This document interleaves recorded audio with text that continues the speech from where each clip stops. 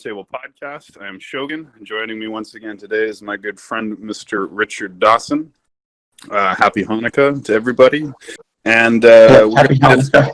Happy Hanukkah. And we're going to be discussing the 2020 election, Biden's apparent victory, and the implications for America in the future and the world. Mr. Dawson, as you may know, is a bit of a political expert in our server, so we always like to get his opinion on these issues. Before we get started, please do follow us and subscribe to us on YouTube and on BitChute and on Podbean, where you can find Roundtable Podcast, over 200 excellent episodes. But most of all, join the Roundtable Discord server, where we record this podcast every day at 8 p.m. So that being said, welcome, Mr. Dawson. How are you, sir? I'm good, and I'll just say, at the time of this taping at 9:20 p.m. Eastern Time, about 2.5 hours ago, the Supreme Court of the United States has declined the Texas case designed to contest the election results. So all this means is that on Monday, the Electoral College will officially vote, and Biden will officially be the president-elect. Right. And that was going to be my first question. So as we know, there's been a bit of a narrative of election fraud, uncounted votes being discovered that, turned the election in favor of Biden. And a lot of Trump supporters have been saying the election was stolen. Trump refused to concede it, and actually President Putin refused to acknowledge the results so far either. So you kind of already answered my question, but is there any sliver of hope remaining for the Trump supporters, or is it now game over? It's now game over. I mean, it's been game over for a while, but tonight just makes it's another nail in the coffin. Have you seen Alex Jones's gathering around the White House? He's sitting outside the White House right now, rented a spot, and is sitting there right now. I'm sure he is. Well, apparently he has a stage built for Trump's inauguration. I don't know why or what's going on, but they're doing something. Yeah, well, that's interesting. But let's assume that Biden will win. But before we get to that, do you believe there was any election fraud, any question of the integrity of this election, Dawson, or is that completely fake news? I'm not going to say it's fake news, but the problem is the evidence of the corruption so far has been quite lacking. So we've heard all sorts of spun theories. However, those theories have not come with the required level of evidence required to believe such theories. Right. Okay, so then let's get into the sort of obvious question, which is, what are the implications for America as we leave the Trump era and into the Biden era? What are the obvious ramifications for policy, domestic, foreign? Well, not quite a lot, because although the voters chose Biden as president, the Democrats did pretty terribly in the House elections and in the Senate elections. All of the experts and pundits thought that the Democrats were actually going to pick up seats in the House. So far, they've lost, I want to say, 12 to 16 seats so far. So now they're going to have only about a 3 to 4 vote majority in the House. They're likely to have a minority in the Senate, although that also depends on the next 2 Senate elections, which take place in Georgia on January the 5th. Even if the Democrats win both seats, then the Senate would be tied 50-50, which means that the Democrats, by the vote of Vice President Kamala Harris, would break the tie. However, if you have a tie, all that means is that a senator like Joe Manchin, the Democrat from West Virginia, would be a major decision maker, and he's pretty moderate. So, in terms of ideological direction of the country, we're still very divided. So do you think that there's any chance there will be some kind of rioting perhaps violent uprising of sorts or attempted, agitation by disaffected Trump supporters? Or do you think it'll be accepted pretty meekly? So, I mean, that's an interesting question. I wouldn't put it past a few select groups to try to do something stupid. The question is, will it rise to a level which actually matters and is actually a threat to the stability of the country? And so far, I don't see the evidence of that. People like to yell and scream on Twitter, although Twitter is not real life, and so the question is, do those people have the wherewithal to transform their Twitterness, so to speak, into real life? And I doubt it. All right. And what about internationally? Like, it's kind of interesting that Putin is the only world leader who did not congratulate Biden on his victory. So every other world leader did so. Putin still has not done so. And Putin has gone out of his way to refer to Biden as candidate or whatever, and not even acknowledging him as president-elect. What is the political reason for this? What, if anything, do you think will be the ramifications specifically with regards to America's relationship with Russia? Is this because I've seen two different things? I mean, people thought that Trump was like Putin's puppet and that Putin would want Trump in power, which would make sense because he's been very obsequious to Putin. But I've also seen articles saying that Putin is the major winner out of Biden being elected. So I'm just curious, what is your take on that? Well, I mean, I wouldn't necessarily say that that Putin is a winner or a loser out of the Biden-Trump race. I don't know how much to read into him referring to Biden as candidate or not. The thing I've noticed is that in the waning moments of the campaign, Putin was getting visibly irritated with Trump's comments about Biden's supposed influence in Ukraine and Russia, and when he was asked on one of his TV shows about that, about Hunter Biden's dealings with the mayor of Moscow and the mayor of Moscow's family, he very equivocally said that whatever Hunter Biden was doing was completely illegal and completely in line with business. Well, I'm glad you brought up Hunter Biden because Hunter Biden was a pretty big topic in this election. There was the Ukraine connections that you mentioned, some kind of corruption in business dealings, but also the whole laptop debacle. And I know Alex Jones on InfoWars ran some kind of story that the laptop contained thousands of images of Biden raping and torturing Chinese children, and that he was ensconced in some kind of Chinese compromat situation, and that they therefore had him by the balls, and therefore they had America by the balls. But like nothing necessarily came from that. And then other people were saying like there was stuff about him posting images of his like incest porn on Pornhub. But then other people were saying it was just some kind of relatively mundane corruption shit. So there was also a CIA. That is, that's. I'm gonna go and just say that's insane and not worthy of much discussion. What is obvious is that Hunter Biden did have a problem with drugs. Hopefully he is off of that by now. But the idea of all that behind the laptop, again, it's similar to the voter fraud stuff, in that you have this major theory, but the evidence so far has been quite lacking. There was evidence that he had paid for camgirl stuff in the realm of like $12,000 or something like that, which there was an intel report that said that made him susceptible to blackmail as a result. That was the intelligence side of things that actually happened. That isn't conspiracy.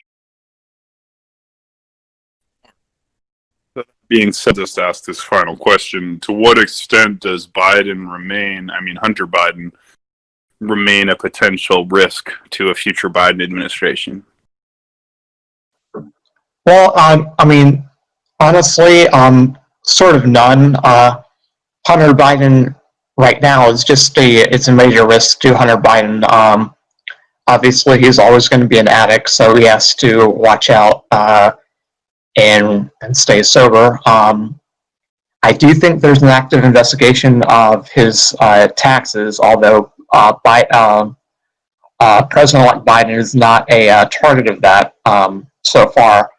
So I think Hunter Biden might be in some trouble personally. However, so far, I don't see evidence that it affects Joe Biden himself. But obviously, no one's going to want their son to be the subject of any investigation.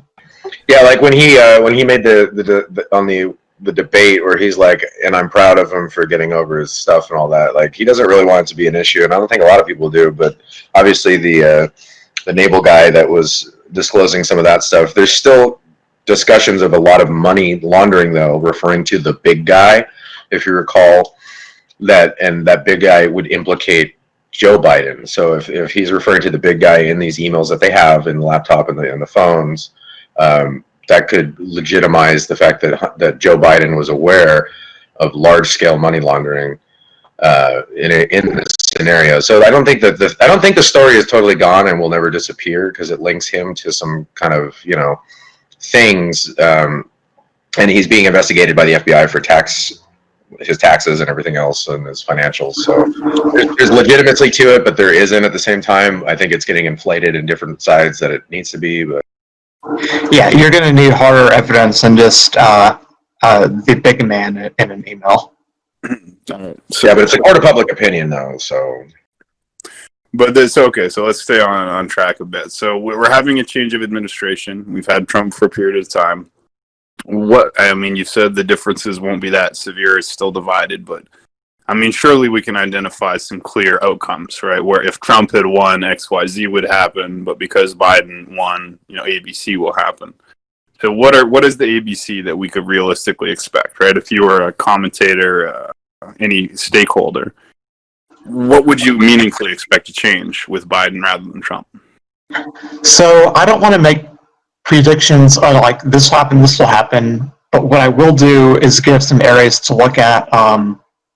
I would be very interested to see how the relationship, the U.S. relationship with Israel goes. Obviously, between Trump and Netanyahu, there was a quite close relationship. How Biden comes into play is going to be very interesting to see.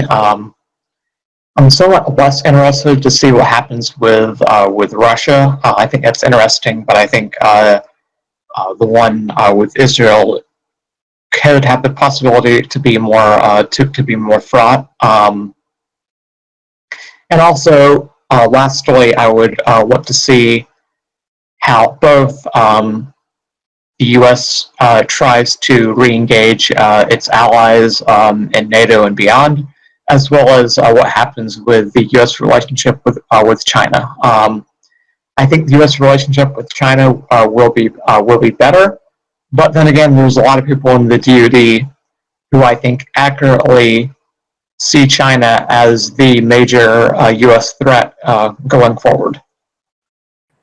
you think the Israel thing's gonna be that big of a deal? They're working on, like, they got the fourth agreement with Morocco now with Israel and Trump's Arab peace plan. Yeah. So, like, a little preface to this. So Jared Kushner, Benjamin Netanyahu is close with him. He used to stay in his bed when they'd come visit and stuff like that. So they're very close when it comes to that. So that's part of the reason why there was a really good relationship with them, clearly. But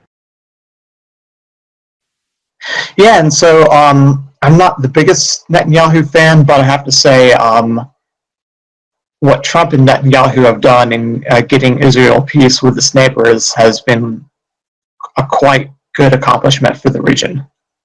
I wanted to ask a question on this note since you brought up Israel, and I was reviewing some sources about some of these topics, and a lot of people, so there's articles that are run by like Israel Today and Haaretz and these different Israeli sources that are like literally saying Trump is the Messiah.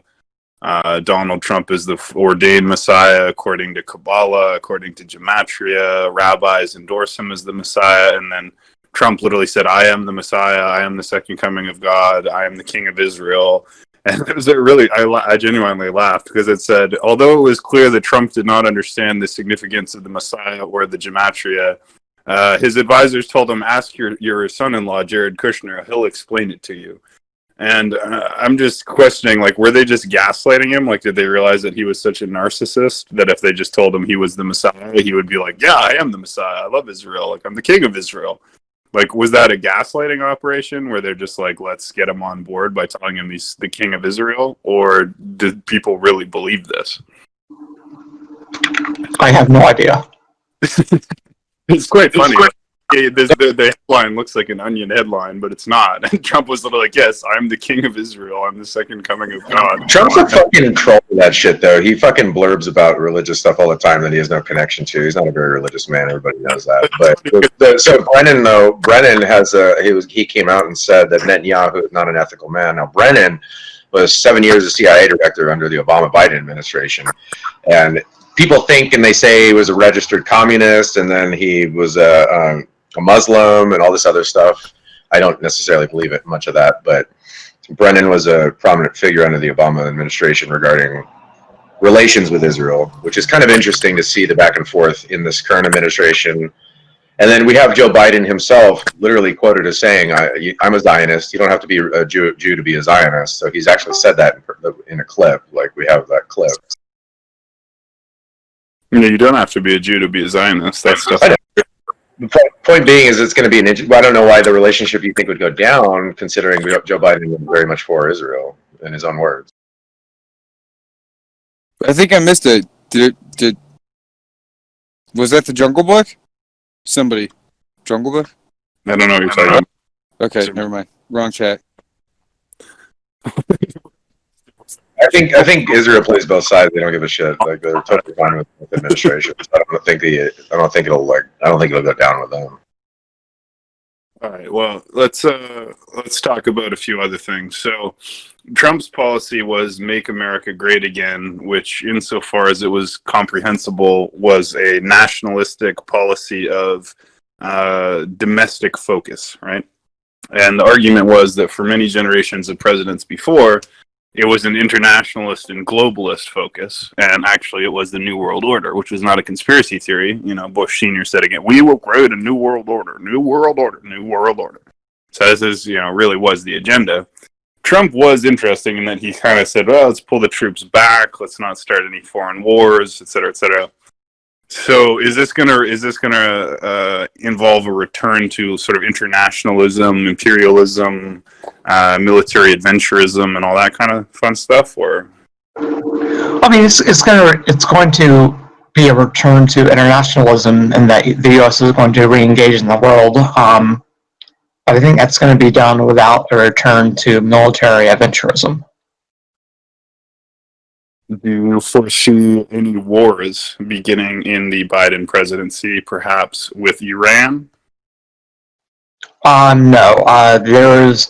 There would be a bigger risk of Trump going to war with Iran than Biden going to war with Iran. All right. So let me ask you a personal question. Are you happy Biden won? Personally?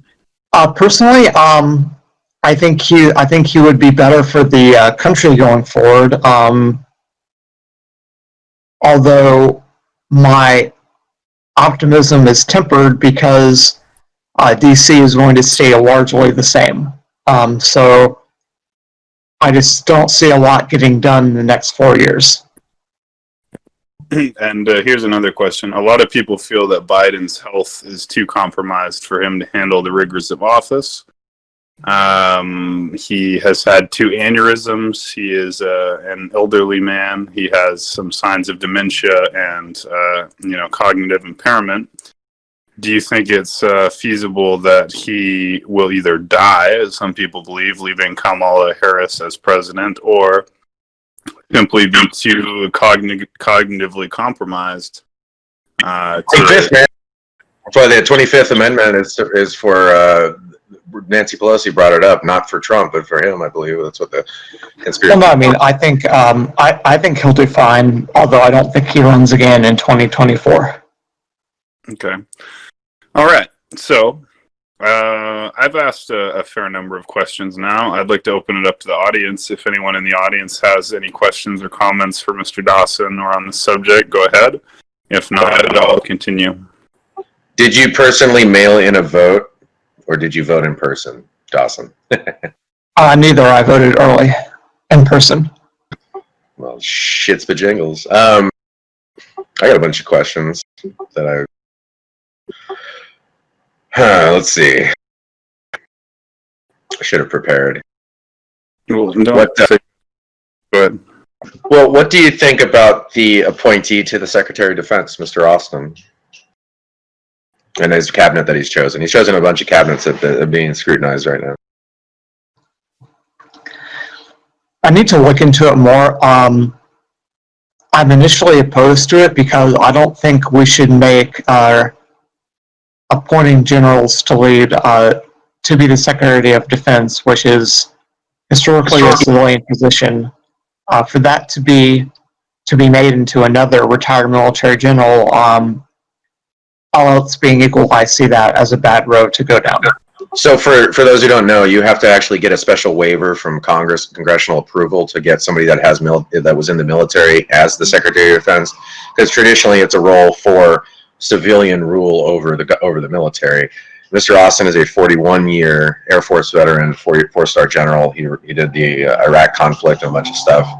And then he went for 7 years to contract on the board of directors for Raytheon and Tenet Healthcare and multiple other agencies and corporations. But he's the current choice. He will be the first black Secretary of Defense. So that's being what's put out in the media too. But yeah, I have no idea what's going to happen. I have no idea what's going to happen. There's, I know a lot of people on the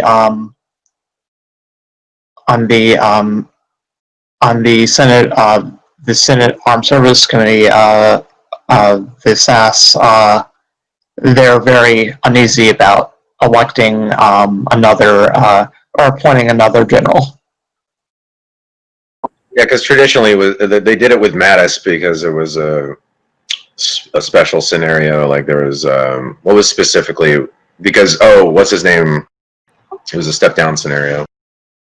Well, no, but with Mattis, he was coming in at a time when they thought this was a one-time deal, and in order to reform the department, you needed someone with military experience. And I don't think that waiver should be given out as a matter of course. It should be used in very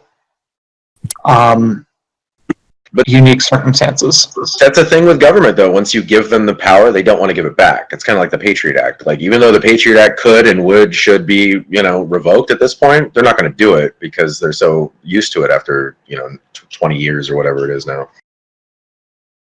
Because, the Patriot Act is clearly unconstitutional and ridiculous, but they're going to keep doing it anyway because of the war on terror and so forth.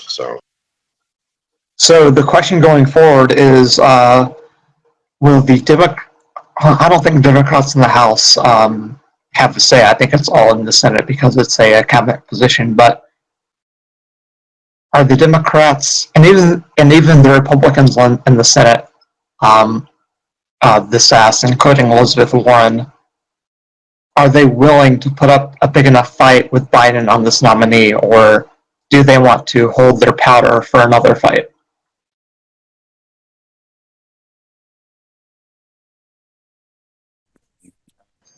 I think that'll be interesting. There's a couple other appointees that were interesting choices too. What was it? At first, they wanted to do Hillary for it. They were talking about doing Hillary for that, but they ended up choosing him. I don't think they tried testing the waters in the mainstream media for a day or two. I remember watching it, and then it kind of went away.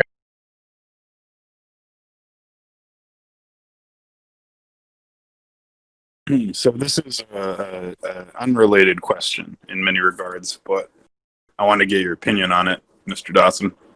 So I posted a number of things earlier today. You probably didn't see them because I know you were busy at work.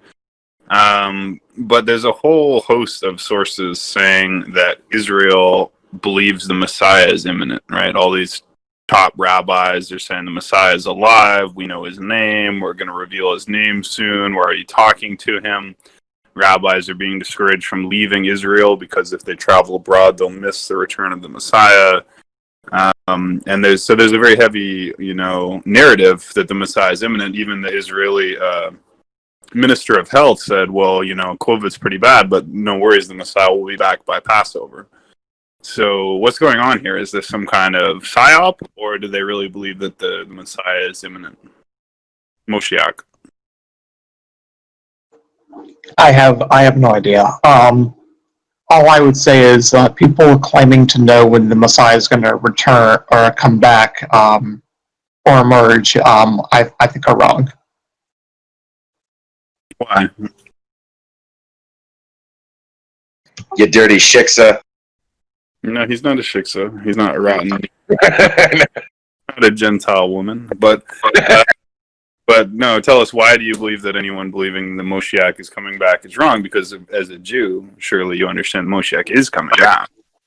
Well, no, like I'm saying that. However, I'm saying the people who claim that, I know when he's going to when he's going to emerge, he's going to come at this time, I think are wrong. Here's one. Anyone who thinks they know the hour of the day is mistaken, but that's a New Testament verse. So why can a rabbi not know? Because the rabbis are saying that the learned holy men know who the potential Messiah is. Yeah, I have no idea. Here's one, dude. So, he's claiming to get back into the Paris Climate Accord. What do you think that implications of that will be? There's one more question on this point, right? Because we talked about this other time. I'm not saying you have a particular view on this just because you're Jewish, but I guess I am saying that. Israel actually, the space, I'm sure you saw this. We did a good podcast about it a few days ago. The space security chief of Israel stated that the Galactic Federation exists, that aliens exist, they're in contact with humans, that Trump knows about it, and all this. So are you familiar with that story? And if so, I'd just like your take on it. Since I'm vaguely familiar with that. I think it's all bullshit. So on what basis do you think it's all Jewish bullshit, Dawson?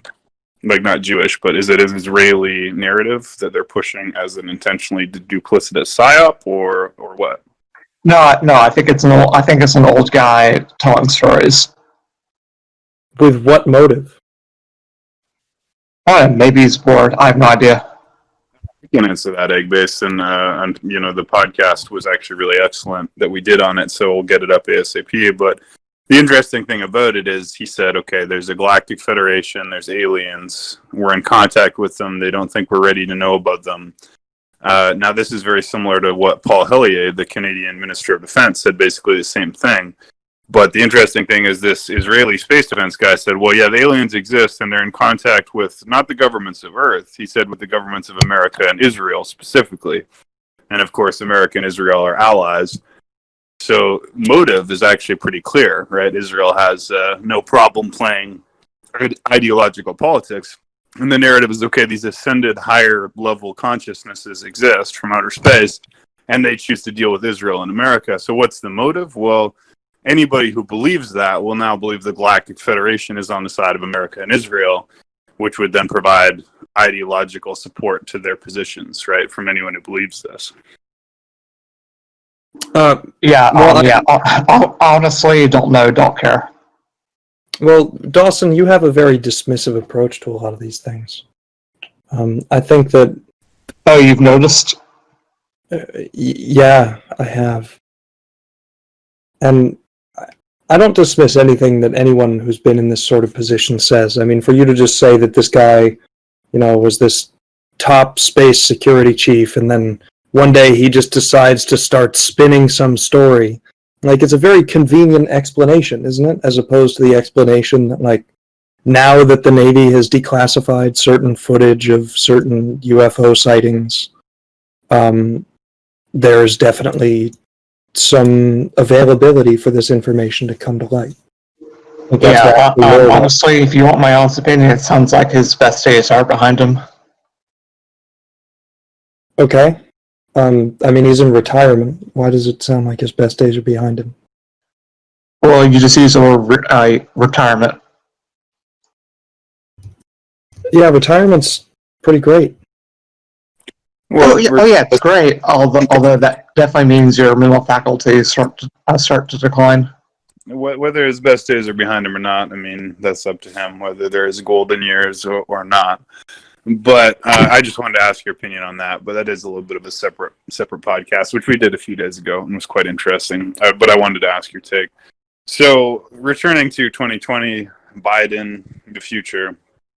Does anyone else have a question, comment on this? I'm rocking out to White Zombie right now, thinking of things to talk about. Not a question in a say, but thank you. Does anyone have a question, comment, or we'll put it this way, Dawson? Is there any points you wanted to hit on in this subject for the audience? Yeah, I brought it up. So he wants to get back into the Paris Climate Accord. What do you think the implications of that are for global international corporations? Because as we know, the Paris Climate Accord was to instigate a carbon tax to major corporations and in effect be a global tax system to tax international corporations. And he wants to get back into that. What do you yeah, we're gonna get back into the Paris Agreement on day one. I don't see anything happening by it because the Paris Accord is pretty aspirational in nature.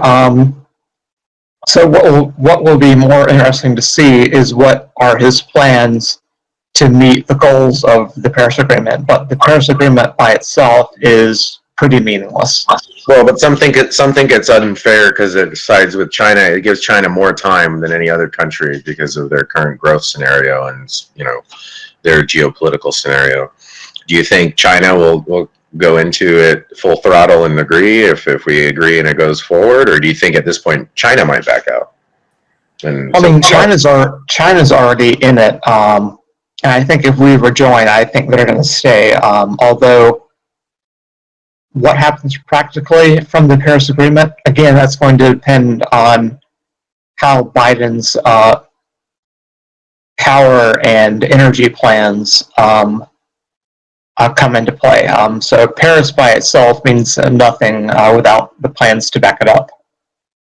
So with all that said, and the environment seems like it's a very important thing. Do you think that Joe Biden would release suppressed technologies? And alternatively, do you think Trump would be someone who would do the same?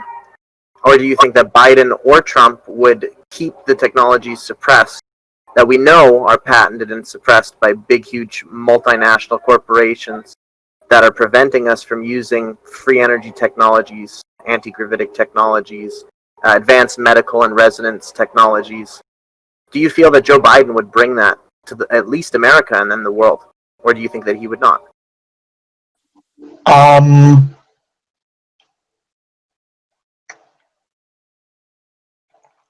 No, I think Biden and Trump are going to bring whatever technologies are realistic to the forefront. So what he's hinting at is the concept of high energy technologies that are being suppressed. There's top secret patents. There's many. You can pull a list of how many there are. They obviously don't show what they do, but there's a lot of patents out there that are concealed as top secret, and many people believe that this is a form of secret energy because it will offset the world's economy being back on the petrodollar.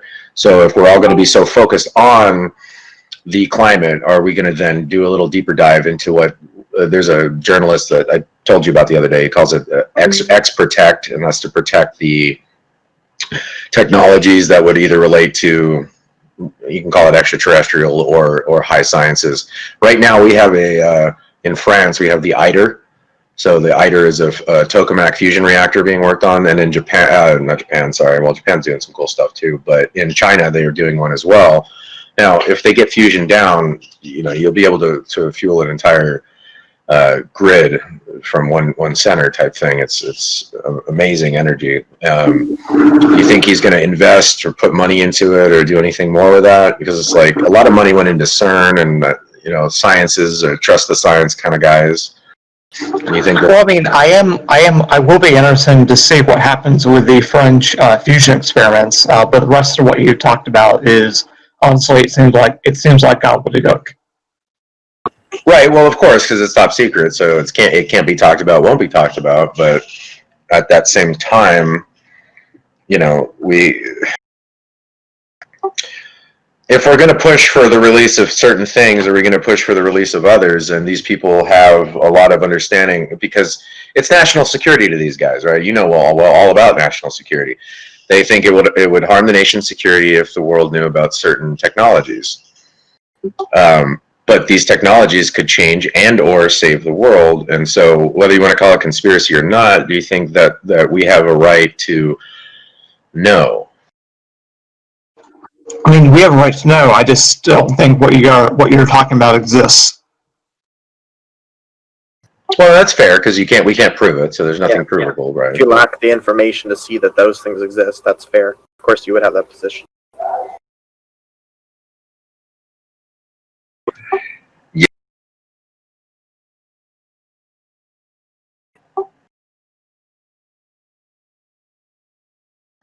Because at the same time, so this is my philosophical view on it, right? So Trump reminded America that we need to kind of work on America a little bit, where our infrastructure is failing, we're behind the times on healthcare and other things. So if we were able to catch up on that, what's next after that? China has something called a 10-year plan.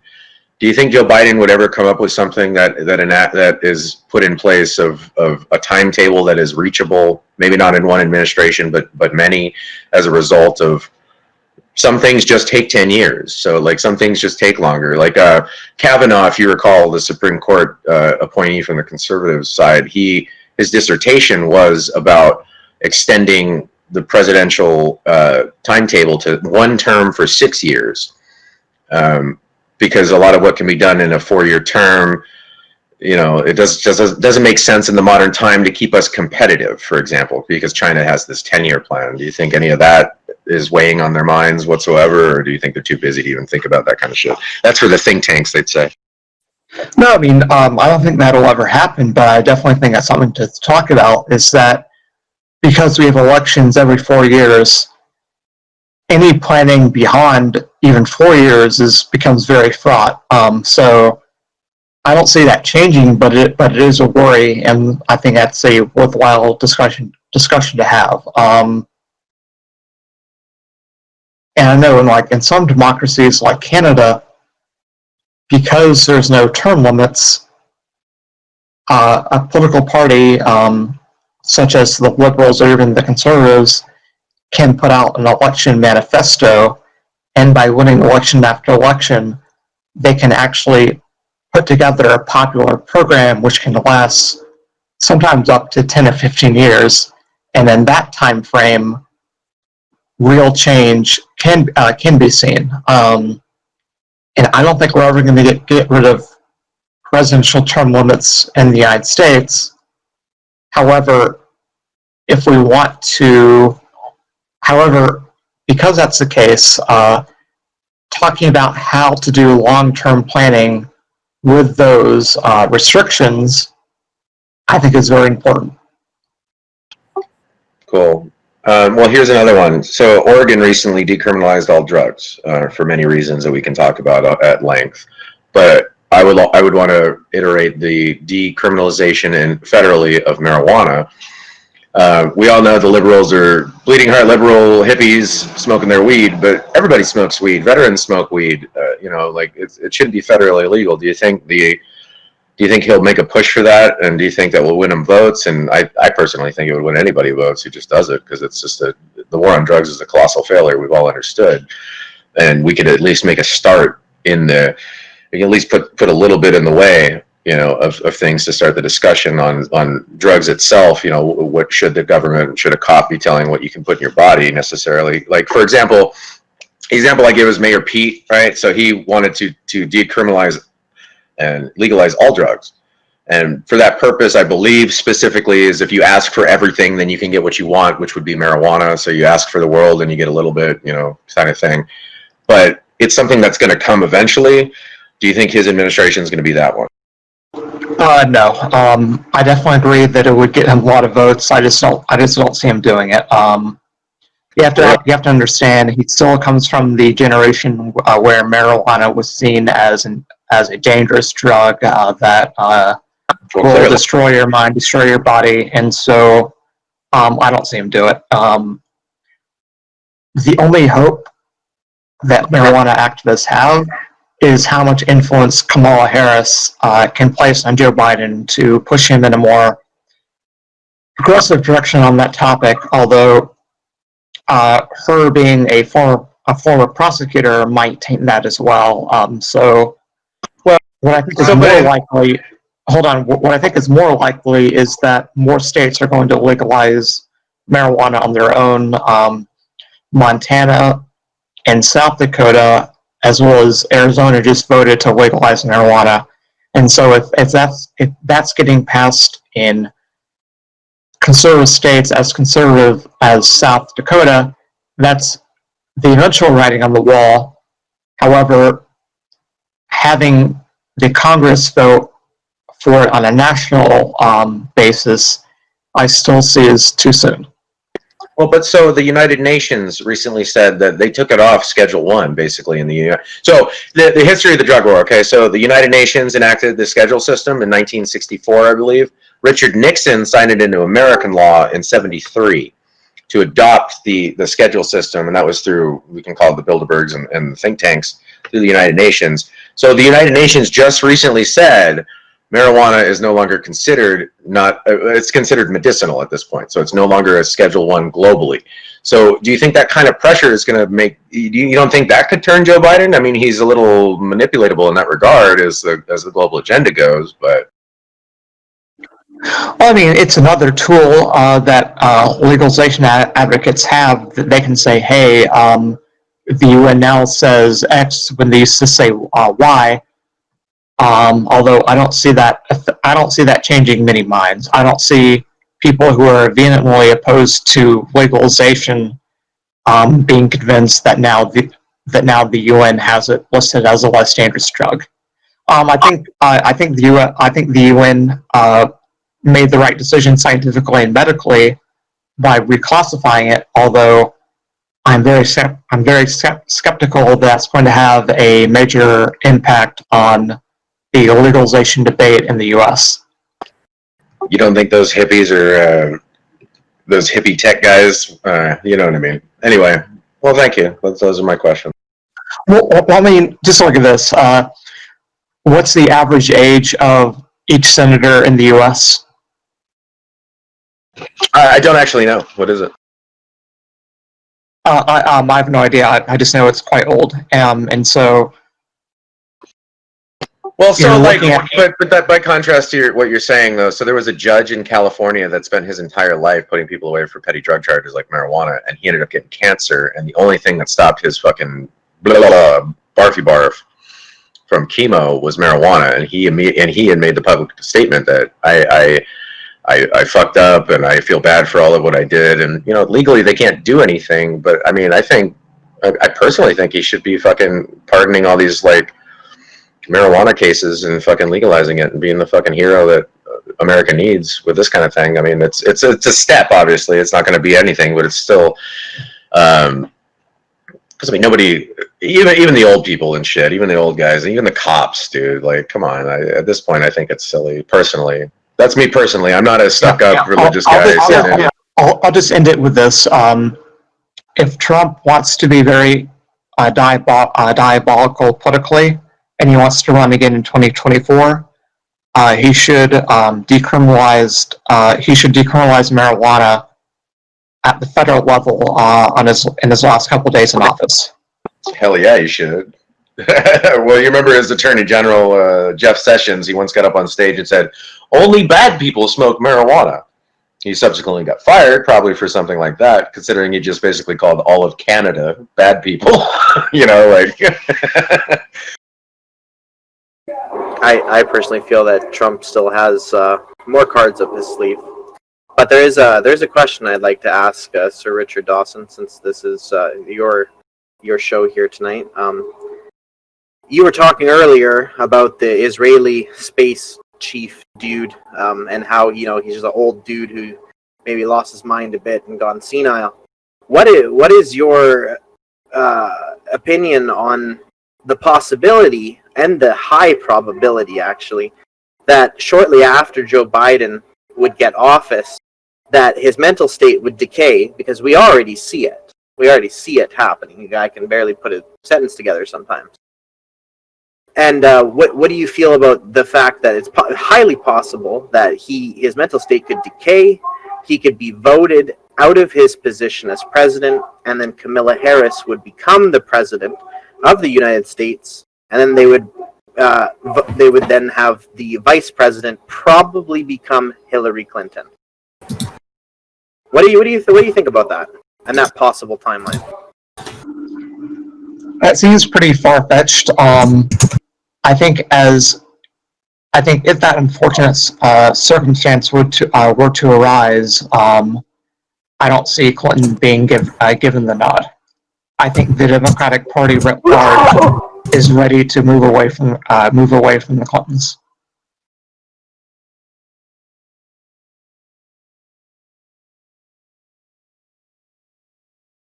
So your position is just that it is far-fetched.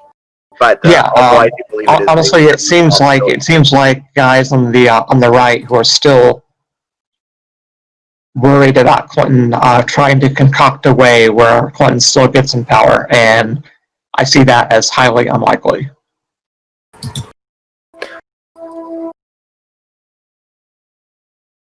So then what about the exact same set of events, except instead of Clinton vice president, Obama vice president?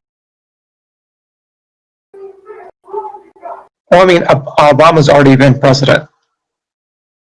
Does that mean he can't be vice president? I think you're more likely to see Obama on the Supreme Court than you are as the VP. I don't know. I think a lot of things can happen, and I think that the entire event is far from over. All right, so Well, you have to define event. Are you talking about in the next month with the election? Or are you talking about This entire government song and dance. Well, no, I mean it'll be there'll be another nail in the coffin on Monday when the Electoral College. Obviously, Trump is still president until January the 20th, but after that, he'll be the next president. I think it still runs in 2024, but apart from that, he's going to be out of the office for 4 years. I think what's likely to happen is that his Twitter account gets banned. Oh, I don't know about that, but maybe. No, because once you leave power, your protections as a public official for your Twitter account go away. Maybe there should be a change in policy because a president has Secret Service protection for the rest of his life. So maybe they should. He's still technically a government official in regards to that. Gotcha, man. I doubt it. So Gotcha. There's the gotcha though. That'll save it. I just figured it out.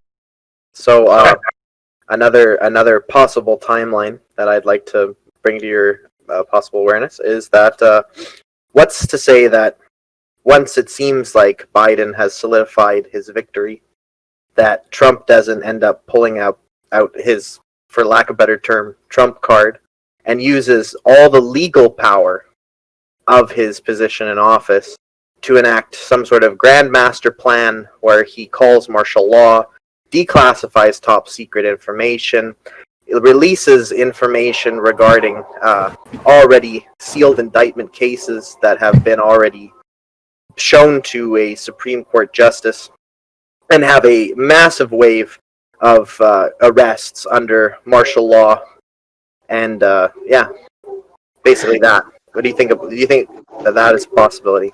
Or No. No.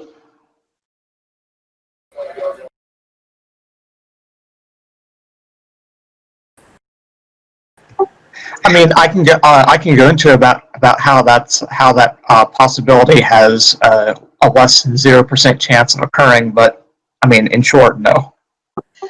So what's your thought about his Time Man of the Year thing that came out with him and Kamala? Right, that was real, right? I don't know. I could have been. I wasn't paying attention. I just It was saw it. person of the year. That was real, but people pay way too much attention to the Time Person of the Year. Well, I know that, but the public doesn't know that, right? I say It's for influence. Oh, hey, wait, no. I did have a question. Do you think he'll pardon me? I am under federal investigation. What's that scene in the in Braveheart? I think this applies to you. Where the guy Lord says, says he can get me out of this, but you're fucked. Yeah. "My Lord says he can get me out of this, but he's pretty sure you're fucked." Only if he bundles you an OpenEye project. Ah, he was good. I'm only fucked if they want me to be. Well, don't you need to ask Rao, though, because he's like a FBI informant? He is, but no, he's not in here right now. Oh, yeah, he is. Can I check, Sir Rich, on why the Americans are so fixated on a two-party system, while in Canada there are more than two parties, and that allows for more of an ebb and flow? America believes in two genders. It seems the Republican Party is in sort of a state of demise, but there's no option for an alternative party to arise that people could shift to. So that's a good question. Obviously, the political systems of the U.S. and Canada are similar in that we're both first past the post. The difference is that we have a presidency, whereas in Canada you only have a parliamentary system where you have the parliament, and that's really it. You have a unelected Senate, which doesn't really do that much. And obviously you have a governor general appointed by the Queen, which does even less. So in reality, all Canadian power is centered in the House of Commons. In the US, I think because we have a presidency, which is more important, as well as we have the Senate and House of Representatives, I think that naturally guides itself to a two-party system. But you are kind of in a pickle when one party goes into a state of, let's say, corruption, and we don't even have to pick the party. Then how does it regenerate? The other. It really, that's a tough question to answer, because the question is, you have two parallel forces at work. On the one hand, you have the force of, will this repel enough voters to where this party becomes more and more irrelevant? However, you have an opposite pole of, if this party goes so far, will it pull enough of the electorate to its side in that the entire electorate becomes more divided and in support of that party and that party's positions? And I honestly don't know what the answer is and which force is more powerful. So I think that what he was also trying to allude to is the idea that if both parties, because clearly in America there is only two choices.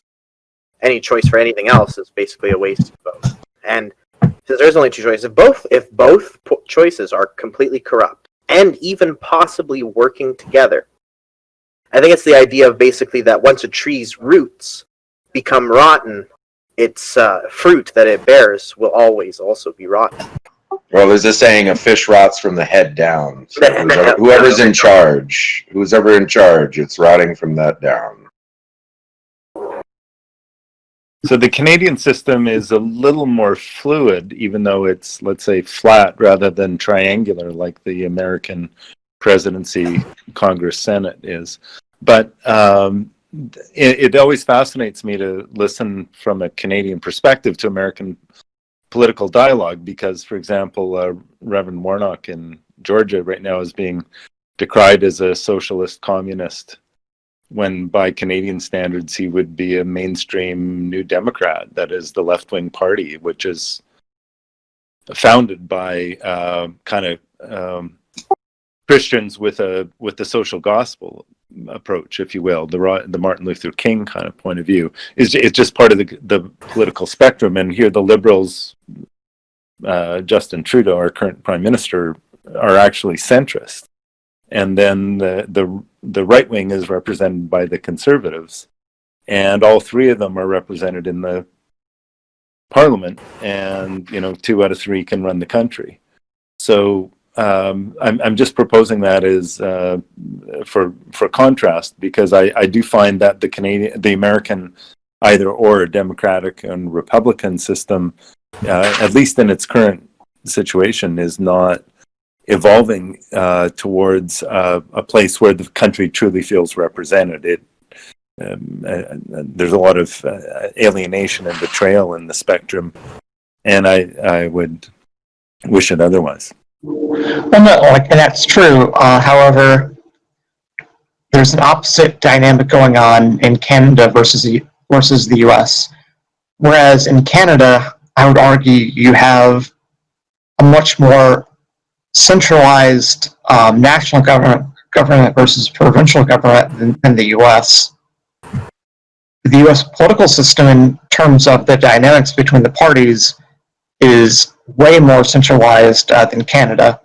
Whereas in Canada, the national political parties, so the National Liberal Party and the National Conservative parties, are almost entirely separate from the provincial parties. So in British Columbia, you guys have the BC Liberals, which isn't really that liberal. It's just a combination of conservatives and liberals.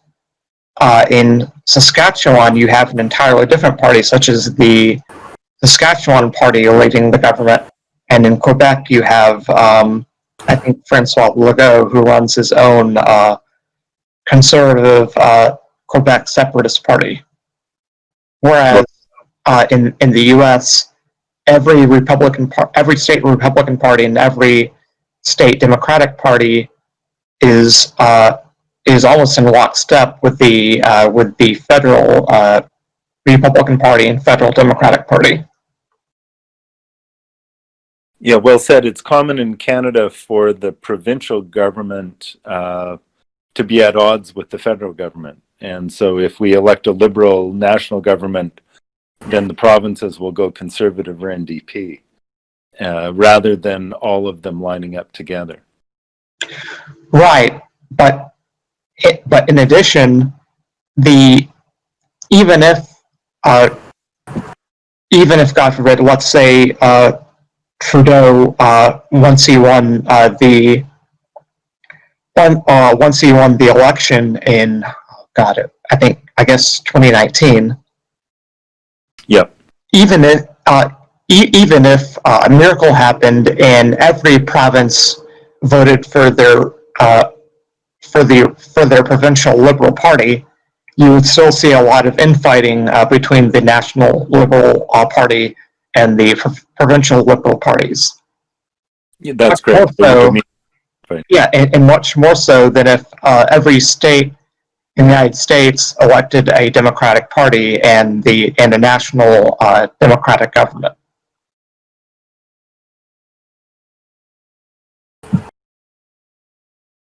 Yeah, well put. I appreciate your awareness of what's happening in this.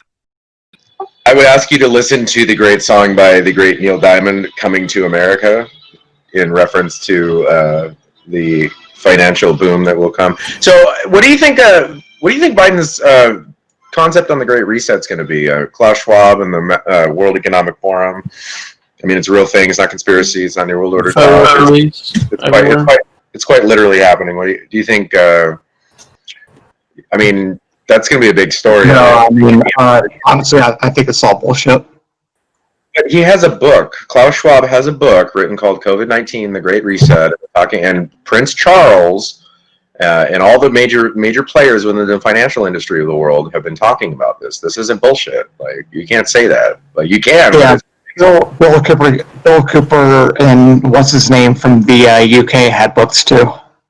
Is that the brainwashing they put you through to believe that kind of stuff? Because these are the guys in charge of Davos and the major corporations of the world discussing this publicly. So you can't throw conspiracy at it.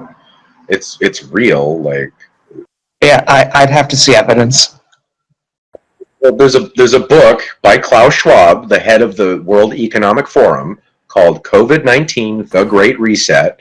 He's had speeches from Prince Charles, the House of Windsor, which owns what's known as $50 trillion in assets, from financials to property and all around the world, and other groups of large money players in the world, in the EU and so forth, discussing the Great Reset in a whole book. It's $10 on Amazon. You can't really call it bullshit anymore, you know? Like, Is this going to be a waste of my time? Because if it is, I'm going to buy 10,000 copies of Behold a Pale Horse and mail it to you, so I bury you in Bill Cooper books. Bill Cooper is a conspiracy theorist ex-naval intelligence. Klaus Schwab is the head of the World Economic Forum, where the head of MasterCard, all the major like credit companies, all the major corporations come every year, and they're discussing this. And he wrote a book, and it's a book on Amazon. I'll link you the book here. Hang on. Yeah, Send me the book, and if it turns out to be bullshit, I'm going to come to your house and make a mess of your pots and pans. that's fine. Here it is. I gave you the Amazon link to it, but there's a lot out there, man. Like, these guys are talking about this. They believe so. It sounds Alex Jonesy, because of course this is the evolution of the world order that you want to call bullshit, but they want to create a digital currency around the COVID scenario and enact all kinds of draconian, concepts around health and global hegemony, and it's a deep read. It's many think tanks have come together to create this, but I linked you the book there. Is the Round Table a think tank? I'm a think tank. Yes, the round table. No, but you probably gave Shogun an idea. No, the round table has always been a think tank, among other things, but that's just Open source, yeah. what I want to ask is this, Dawson, this has been another great episode, a lot of great content covered. So I think we should wrap it up now, personally. And I'd like to ask, what would be your final closing message for the audience on YouTube, on BitChute, on the server? What do you want them to know about 2020, the Biden election, and the future? What message would you leave with the people? Stay active, stay informed, and don't believe everything you see online. Absolutely. Especially, well, never mind. But that's right. Be critical. Think critically and logically. Well, as my science teacher always told me, have an open mind, but not too open that your brains fall out. There you go. Don't let your brains fall out, people. It's a mistake. But thank you, Mr. Dawson. That was great. That was very informative. Oh, and thank you guys, and happy Hanukkah. Happy Yeah, Hanukkah. check the book out, dude. I'm telling you, you should do it. If you buy it, send it to me. I need a copy because I would like to read it too. I haven't read it yet. I've just watched talks from him and things like that from Davos. But I would love a copy. All right. Well, thank you, Mr. Dawson. Thank you, NSA. Thank you, audience. Thank you, everyone who attended, participated. Just a reminder, you can find this in all 250 Roundtable podcasts on YouTube, on BitChute, on Podbean, coming soon to Anchor and many other platforms. But join us on the Roundtable Discord server. Just Google Roundtable Discord. You can find us on conspiracy theories or politics on Discord. We do this podcast every day at 8 p.m. Central. And thank you so much, Mr. Dawson. I love you. You're amazing. Thank you, NSA, everybody. God bless. Let's jump up to Roundtable 1, and we'll continue to discuss this and other important issues. And anytime you want to do another event, Dawson, hit up my DMs.